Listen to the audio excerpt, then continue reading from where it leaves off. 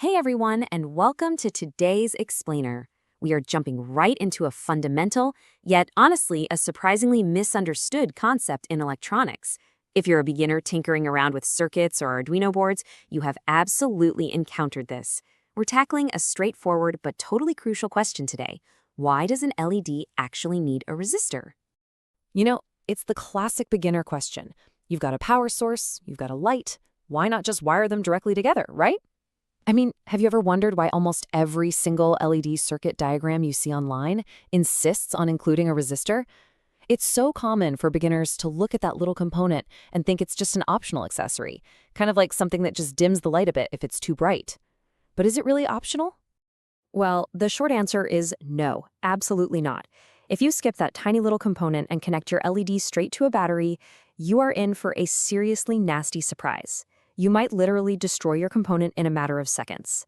It's not a suggestion, folks, it's a hard requirement for survival. So, let's break down exactly why this happens. Section 1. Meet the sensitive LED. Efficient, low power, but fragile. Okay, so LED stands for light-emitting diode. At its core, it's just a special electronic component designed to produce light whenever electricity flows through it. And man, they are incredibly useful pieces of tech. They're highly efficient and they use barely any power to generate that light. That's exactly why they are quite literally everywhere in modern electronics. But, and here's the big catch, that efficiency comes with a major trade-off. They are remarkably fragile. Section 2. The true danger. Busting a common electronics myth. All right, let's dive right into this one. A lot of people, especially when they're first starting out, believe that it's the voltage that destroys LEDs. They think, a 9-volt battery is just way too big for a tiny LED. But actually, scratch that. It's only part of the story. The reality, the true danger lurking in your circuit, is excessive current. Too much current is what actually does the damage. To really wrap our heads around this, let's use a classic visualization. Think of electricity like water flowing through a pipe. It is genuinely one of the best ways to picture what's happening invisibly inside those wires. Voltage is basically the water pressure pushing everything along, but the current? The current is the actual volume of water flowing through the pipe itself. Now, what's really fascinating is how perfectly this analogy maps to our little LED. If you have way too much water desperately trying to flow through a very small pipe, the pressure builds up, the system gets completely overwhelmed, and boom, the pipe bursts. The exact same physical logic applies here. If you allow too much current to flow into an LED, the component simply can't handle the sheer volume, it's going to rapidly overheat and ultimately fail. Section 3. The death of an LED. What happens without a resistor? Let's see how this disaster unfolds chronologically.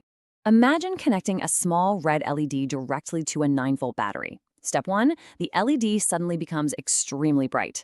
At this exact moment, you might actually be thinking, hey, everything is fine, this is working great. But within moments, step 2 kicks in. Way too much current is flowing and the LED begins to heat up rapidly. Moving right into step 3, that intense heat fundamentally damages the fragile internal structure of the diode.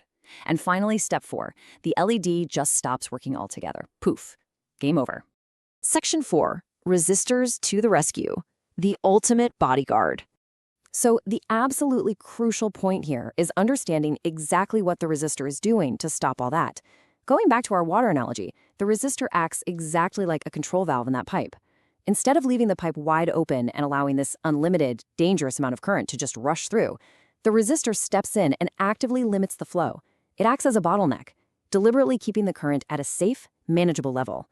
And because of this control valve, the LED operates perfectly without overheating, ensuring it lasts much, much longer. Section 5. A safe, real-world circuit. The recipe for success. And this setup brilliantly illustrates exactly how to do it right. We've got a 5-volt power supply, our standard sensitive red LED, and inserted right there into the circuit is a 220-ohm resistor. In this exact setup, that resistor is providing just the right amount of resistance to choke back the current. The result? The LED lights up normally, there is zero overheating, and absolutely zero damage. You get completely safe, continuous operation.